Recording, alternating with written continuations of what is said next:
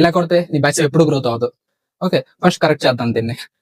మనం ఫస్ట్ తెలుసుకోవాల్సింది ఏంటంటే బైసెప్ లో 2 మసిల్స్ ఉంటాయి. ఒకటి లాంగ్ హెడ్, ఇంకోటి short head. Okay, long head అనేది మీ విడ్త్ ని పెంచుతుంది, షార్ట్ హెడ్ అనేది మీ పీక్ ని డెవలప్ చేస్తుంది.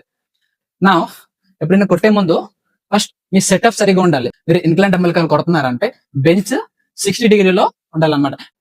మీకు డిగ్రీస్ అర్థం అవ్వట్లేదంటే కింద నుంచి ఫోర్త్ పిన్ లోన సెట్ చేసుకుంటారు. సింపుల్. డంబెల్ తీసుకొని లైవ్ అవుతారు. ఓకే, చెస్ట్ అప్ ఉంచి షోల్డర్ అనేది ఎప్పుడైనా కిందకు ఉంటది. ఓకే, ఇలా పైకి ఉందనుకో మీకు ఇంజురీ అయ్యే ఛాన్సెస్ ఎక్కువ.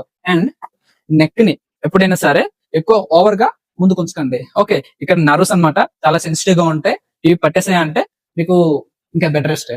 So chest up, shoulder down. ఎప్పుడైనా సరే ఎల్బోస్ తో లిఫ్ట్ చేయకండి. ఓకే, ఇలా మొత్తం ఇలా లిఫ్ట్ చేయకండి.